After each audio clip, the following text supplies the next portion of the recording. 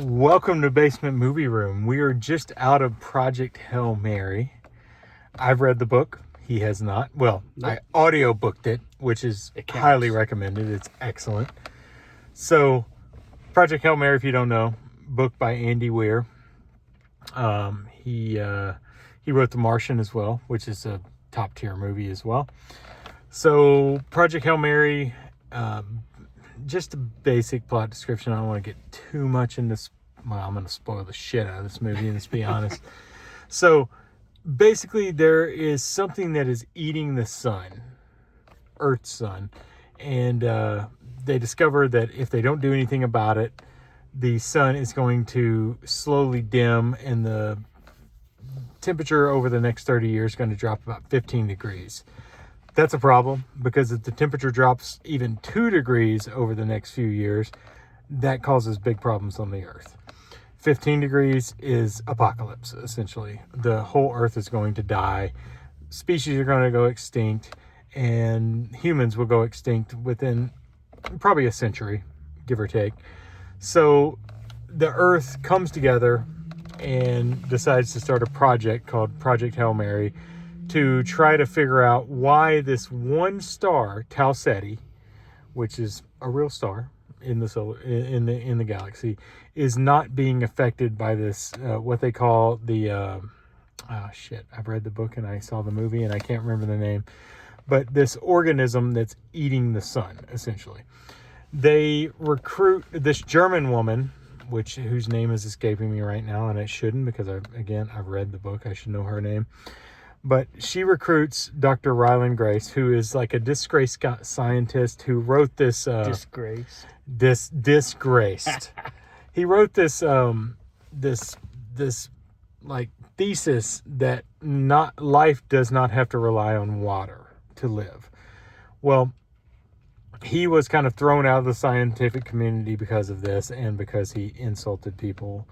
And he's a teacher at a middle school. Basically, he teaches at a middle school, played by Ryan Gosling in the movie. And this German woman who, why can't I remember her name? It's god-awful I can't remember her name. Because she's fantastic in the book, and she's very excellent in the movie. The actress playing her is excellent in the movie. So she recruits him to study what they call the organism that's eating the sun. So essentially, he gets recruited. He doesn't think he's worthy to be recruited, but he kind of gets drafted into this. And he discovers that they are water-based. And yes, Eva Stratt. Dr. Stratt. Yes, that's her name. So the book makes it far more clear that she is given like complete control. She can do anything she wants. But the movie doesn't make that super clear. The book is obviously has a lot more leg room to make out these things. But she's in charge, and she recruits Ryland Grace to figure this out. He ultimately is the scientist who figures out how to breed the astrophage, which is what they call it, on Earth at least, to make them reproduce. Basically, Venus has a lot of carbon dioxide. The astrophage is going from the sun to Venus and back, eating the sun, going to Venus to breed, producing more astrophage, going back to the sun to feed, back and forth. So that's why the sun is dying. And they discover that all the stars within, range of astrophage are dying, except for Tau Ceti. So they plan this mission to Tau Ceti to figure out why the astrophage is not affecting Tau Ceti's sun like it is everywhere else. Like multiple systems have dying suns. So throughout this, basically Grace is just a secondary scientist on this. He's helping a lot. And it ends up that the main scientists that were supposed to go on this mission get killed in an accident studying the astrophage. And Grace gets kind of like drafted into this mission along with a couple of other scientists. One of them played by the Asian guy, Yao, Ken Lung. That's it. That's a good call having that on your phone. Ken Lung, who you'll probably recognize from Lost or the movie Old. He was in the movie Old as well. He's like the captain that's doing this mission. And Milena Ventrub, I think, who you recognize from the AT&T commercials, is like Rana, I think is her name in the movie. Yeah, she's Russian. Yeah, she's a Russian, and she loves her vodka. Has vodka on the ship. That in the book is far funnier, honestly. But Ryland Grace wakes up on a ship, doesn't know who he is. The coma they put him in to travel to Tal Ceti has caused memory issues, but Yao and Rana have both died on the mission, because in the book they kind of make it clear that going to a coma for that long is very dangerous. You could die. But Grace survives and is the only person on the ship, doesn't have any memory, doesn't know what he's doing, but the ship's flying itself to Tal Ceti. When he gets to Tal Ceti, he's slowly regaining his memory of who he is. The book does it a lot better. I'm the asshole who's going to say that. Yeah. The book does this whole thing a lot better, but they have a lot more leg room, like I said, to kind of play this out. A lot more time. There's about like 2 hours of the book devoted to him trying to figure out how he's the audio book. I think the movie did a pretty good job. They do a good job to reduce it. It's not instantaneous. Yeah, it takes. Yeah, it takes the whole movie. It takes the whole movie. Yeah. Basically, he's not completely full of the knowledge by the end of the movie. Honestly, he does figure out kind of how he ended up on the mission and things like that, but he does not have his memory back completely. He knows who he is. Not until the very end. He knows what he did, but at the very end he kind of has it all back. Yeah. So Grace is in Tal Ceti and another ship approaches. It's a very inefficient ship according to Earth standards. That's more from the book than it is the movie. They don't really talk about the movie, but the ship is massive. But the ship connects with him. There's this whole series of like sending these messages across the ship that's really good in the book, but it's also well done in the movie. To where the ship finally feels comfortable to connect with him, and he meets the first bacteria type life. And that is a rock monster, which I'm going to refer to him as, that he ultimately names Rocky because he's a rock. He's a rock organism. And they have like a wall.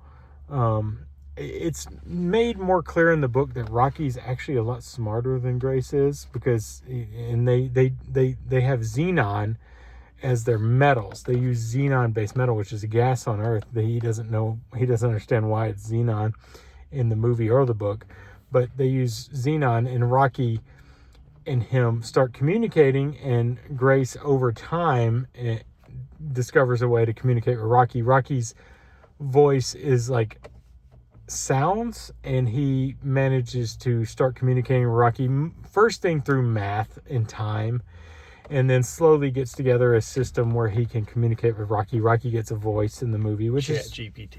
Yeah, Chat GPT. Yeah, it's AI. So Rocky gets a voice in the movie, and him and Rocky work together to essentially save both Earth and Eridani, which is the system that they call the planet Erid, which is where Rocky is from. Rocky has a wife who Grace names Adrian, of course. Nice. Yo, Adrian. Love it. And so him and Rocky work together to save both the Earth and Eridani, and probably any other systems if any other aliens come in, but you don't see that in the movie. But him and Rocky develop this relationship that is kind of the heart of the movie, the relationship between Rocky and Grace, and it's captured really well in the movie. I have to say it is captured really well. Better than most of the rest of the movie versus the book is Rocky and Grace's relationship. Oh, it's very good. It's the whole majority of the movie. Well, once you meet Rocky. Yeah. And Rocky being just a rock monster, it's funny because in the book, when he first sees Rocky for the first time, I think he says something like, Rocky's a goddamn spider. Yeah. Because Rocky's like got 5 arms. Yeah. He's a rock spider. He's essentially a rock spider. There's no eyes. Rocky communicates through sound. He's echolocation. Rocky is a genius, essentially. But Rocky, funny enough, Rocky on his ship was alone. Grace is alone because everybody else on both their ships died. Rocky had 23 people that died. And there's a lot of funny banter between them because Rocky's kind of his system is a little his familial system is very different. Like, watch each other sleep, and Grace is very creeped out by that when that happens. He's like, you sleep, I watch. Yeah. That's Rocky saying to him. He's like, oh, no thanks. And then he realizes Rocky needs to do this. It's something that he can't do. Like, he has to let Rocky watch him sleep because on Rocky's planet, when they sleep, they don't wake up easily, basically. So somebody watching him sleep is like an evolutionary thing where it's a safety thing, as opposed to Earth, where we're somewhat alert when we sleep. Yeah. We have some alertness when we sleep where we can be woken. My dog wakes me every night about 3 a.m. to go outside, which is fucking terrible. Or your kid stands there at the foot of your bed staring at you. Or, like I had this week, my kid comes in puking. Yeah. That happened on Wednesday. All right. So, but yeah, so I won't spoil the entire movie because it's worth seeing for sure. I mean, that's pretty much what you saw in the trailers. So, you see all that. You did a good job of not spoiling anything. Yeah. No, it was great. I mean, I kind of drew a lot of like E.T., that kind of relationship. It's got Interstellar in it. Yeah. It's got just to like compare, it has all the goodness of those movies. And the comedy is fantastic. It's the same as the book. It's not the book has a ton of comedy. It's not over the top, corny. Fist my bump. All those, yeah. Great. All the jokes worked for me. Yeah. And I know it worked for that one lady in the crowd. She laughed. There was one laughing so much in the crowd. Yeah. That's what you get at theaters sometimes. Yeah. But, she was having a good time. Supposedly they used no green screen in this movie, which is impressive because this movie is beautiful. Oh, my God. It's beautiful. How? Yeah. And maybe I believe that, maybe I don't. I heard Rocky was mainly practical. Yeah. I mean, he's impressive. Yeah. Like, Rocky has to create these, like, glass... Well, they're xenon, because xenon is what they use. These xenon cubes, like, to walk through, because he comes to Grace's ship at some point. Keeps his atmosphere. Yeah, keeps his atmosphere, which is ammonia-based, as opposed to, like, the, Earth, which is nitrogen and oxygen-based. He can't be in Grace's atmosphere, although... that does happen at one point in the movie. And Grace can't be in his. So, and they added a little bit, like, I think, because I don't remember in the book, like, at one point Grace does go to Rocky's ship. And I don't remember that from the book. Maybe it was in the book, but I don't recall that from the book. But Rocky creates, like, a spacesuit for Grace to go to his ship so he can see his ship, because that's what Grace wants to do. But...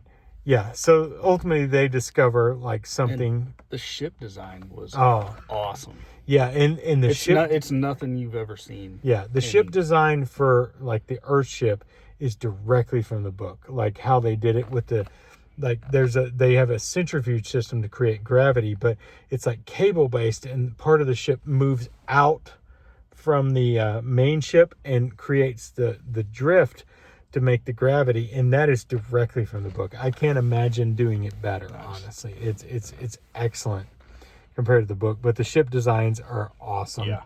Rocky's ship, once you see inside, it's like, wow. Yeah. Because just looking at it from the outside, you're like, oh, like, it's pretty rough looking. And one thing they make clear that is Rocky's society has discovered space travel, but they've never discovered actually the theory of relativity, Einstein's theory of relativity. So they're behind in some parts, but they managed to create space travel without that, which is impressive in itself. Radiation.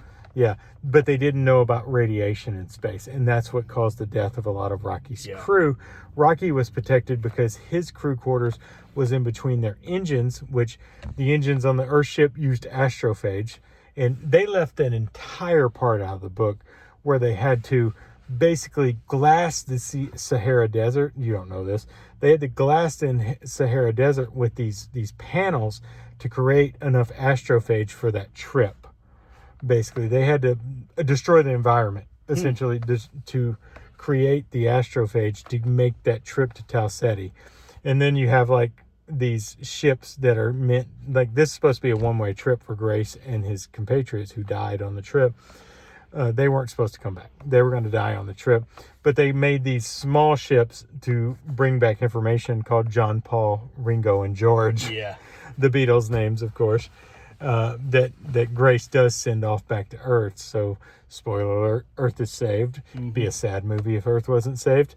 But that's like, there's like 15, 20 years in between Grace leaving and the end of the movie on Earth because it's such a long trip. They do have like sub-light speed travel, but they're not quite light speed. But if it were light speed, it'd be the same thing. The years are different. Time is weird in space. I don't understand it, honestly, but Interstellar handled it pretty well, and this movie handles it pretty well as well. That's why I was making the comparison to Interstellar and then the E.T.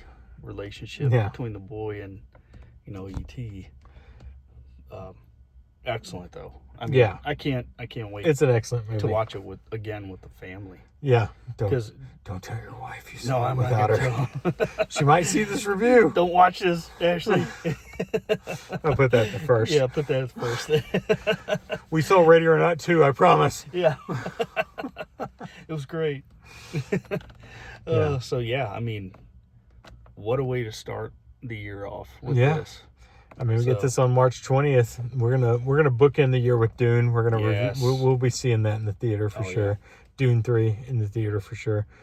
But yeah, I don't really have much else to say. I mean, it's a great movie. You check should see it out. Yeah, you guys 100%. should see it. And I guess we can go to rating. I'll go first. It's a 5. Yeah, it's a 5 for me. 5 for you. Michelle Pfeiffer. Yeah. So excellent movie. Music is good. I didn't catch who the composer was. Yeah, the music was just a lot different from what you would think it is. It's not orchestral. It is at times, but then you have it. It was a nice mix of and some like regular music. It was impressive. Everything. All right, so that's it. That's my bump. Fist my bump. Thanks for watching Basement Movie Room. We'll see you next time.